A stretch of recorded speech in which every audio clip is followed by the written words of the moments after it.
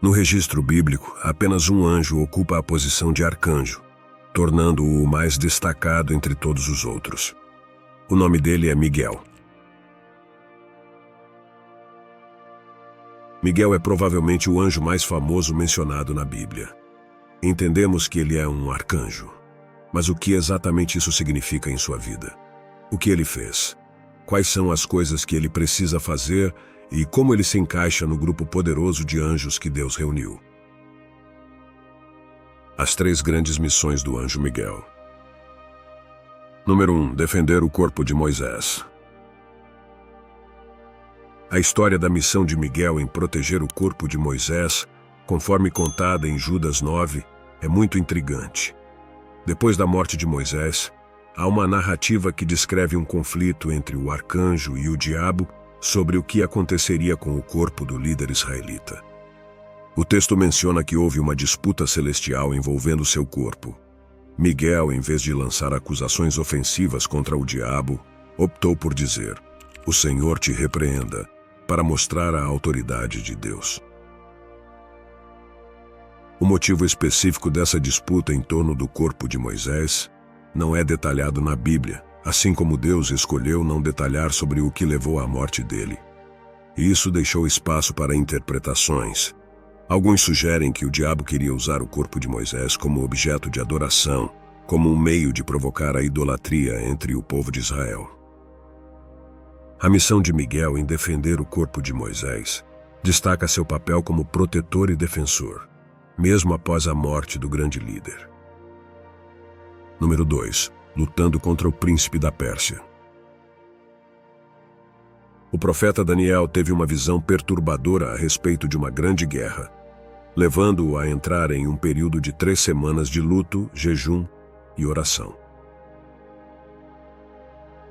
Deus enviou um anjo para explicar a visão em resposta às orações de Daniel.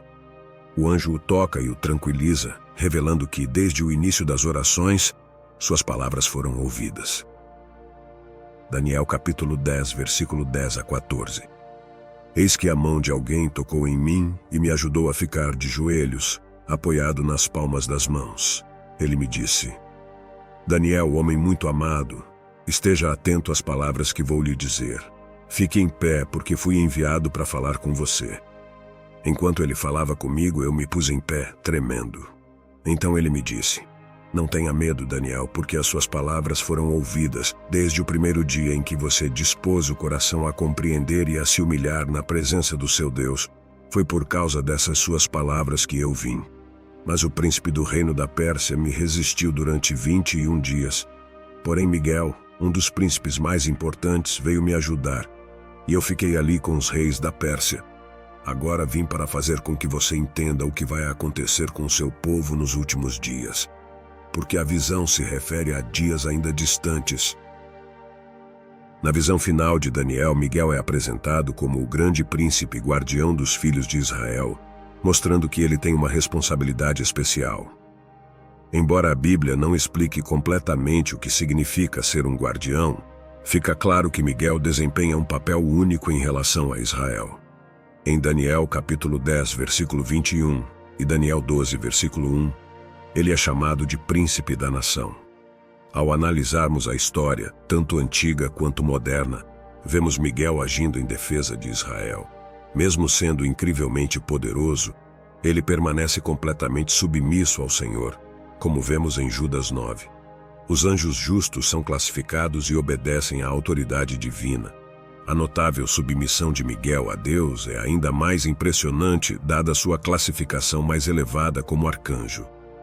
Enquanto a maioria dos anjos é descrita como mensageiros, Miguel é apresentado como alguém que luta contra espíritos malignos e principados em toda a Bíblia. Apesar da angústia e fraqueza de Daniel, o anjo o fortaleceu para receber a revelação que se segue nos capítulos 11 e 12. Contudo, havia mais conflitos angélicos por vir. Número 3. A guerra no céu. Uma batalha se desencadeia no céu entre Miguel e seus anjos, enfrentando o dragão e seus anjos, conforme narrado em Apocalipse capítulo 12, versículo 7 a 9. E houve uma guerra no céu, Miguel e seus anjos lutaram contra o dragão. O dragão e seus anjos resistiram, mas não prevaleceram, e não houve mais lugar para eles no céu.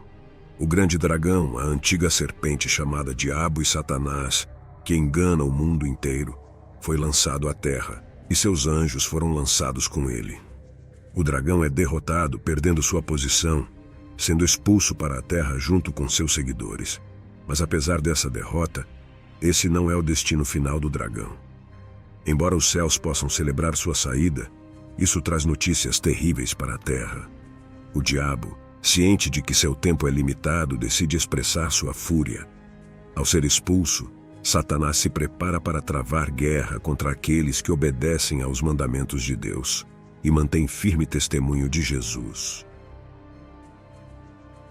Apocalipse capítulo 12, versículo 17.